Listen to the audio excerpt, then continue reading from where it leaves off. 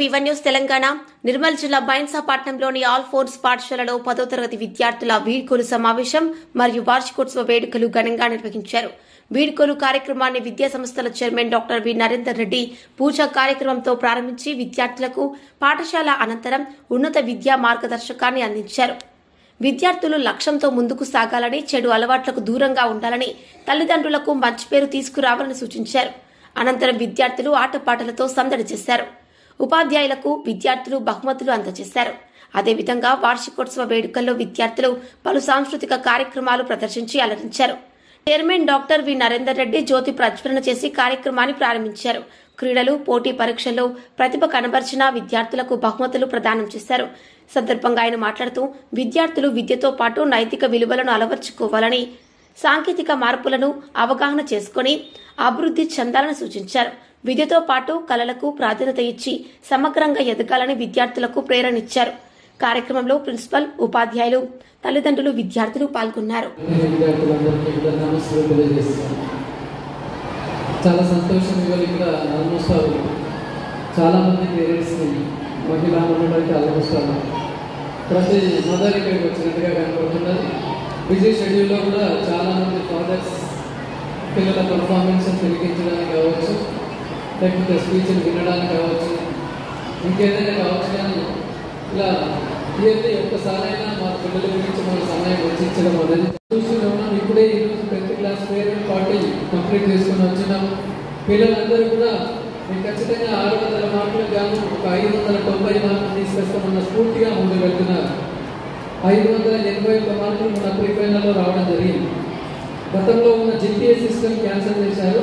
ఇప్పుడు మార్కుల సిస్టమ్ వచ్చింది. 10 జీపీఏ, 9.5 జీపీఏ అనే సిస్టమ్ పోయింది. ఇప్పుడు మళ్ళీ గతంలో మీరు చదువుకున్న మార్కులు అయితే ఉండను, మళ్ళీ ఆ మార్కుల సిస్టమ్ వచ్చింది. ప్రభుత్వాలు ఎలా తెలియకుండానే అటు ఇటు డ్యాన్స్ చేస్తూ ఉన్నారు. నడి మధ్యలో చెప్పారు గ్రేడింగ్ సిస్టమ్ లేదు, మార్కులు ఇస్తున్నాం. ఎందుకు మార్చిందో ఎవరికి తెలియదు, ఎలా మార్చాలో కూడా తెలియదు. పాపం ఈ సంవత్సరం పిల్లలు సడన్గా గ్రేడింగ్ నుంచి మార్కులకు వచ్చి ఉన్నారు. సో ఇంగ్లీష్లో 90 మార్కులు వస్తాయి ఎక్కువ. అది 92, 93, 94, 95 అయింది. ఇప్పుడు 2024లో ఇంగ్లీష్ ఇంటర్మీడియట్లో 100 వచ్చేసింది. 100/100 వచ్చేసింది. ఇవాళ సిబిఎస్ఈ 10th క్లాస్ ఫలితాలు చూసుకుంటే తెలుగులో 100 వస్తున్నాయి, హిందీలో 100 వస్తున్నాయి, సోషల్లో 100 వస్తున్నాయి. మనం చదువుకున్నప్పుడు ఒక మ్యాథ్స్లో 100 వస్తే చాలా గ్రేట్ ఉండేది. ఆ తర్వాత మ్యాథ్స్, సైన్స్లో 100 వస్తే గ్రేట్ ఉండేది. బట్ ఇవాళ అన్ని సబ్జెక్టులో 100 వస్తున్నాయి. అందుకే 10వ తరగతి పిల్లలకి నేను ఇప్పుడే చెప్పొచ్చాను, మీ ఫేవరెట్ నెంబర్ ఏది అంటే ఇప్పటి నుంచి 600 అనుకోండి అని చెప్పాను. అంటే 600/600 రావాలి అని చెప్పేసి.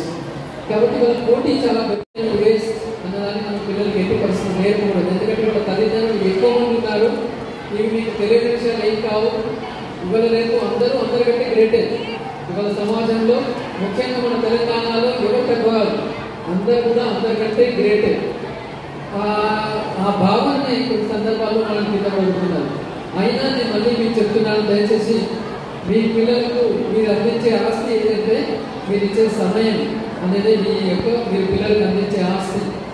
మీరు పిల్లలకు సమయాన్ని అందించకుండా నా పని అయిపోయింది, ఏం కావాలంటే నేను కొనిస్తున్నాను, దాని ద్వారా వచ్చే లాభం అంటూ ఏముండదండి.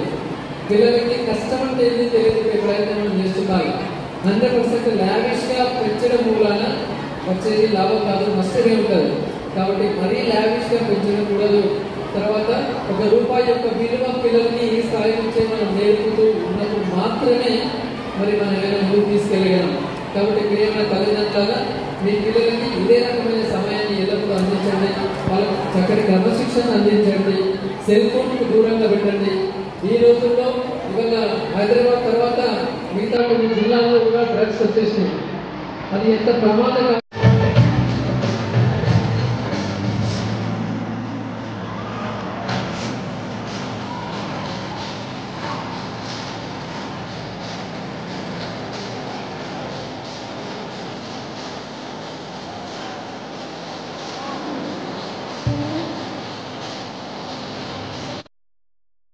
మన ఛానల్ ని వెంటనే సబ్స్క్రైబ్ చేసుకుని పక్కనే ఉన్న బెల్ ఐకాన్ కొట్టేసి నోటిఫికేషన్ ఆన్ లో పెట్టుకోండి.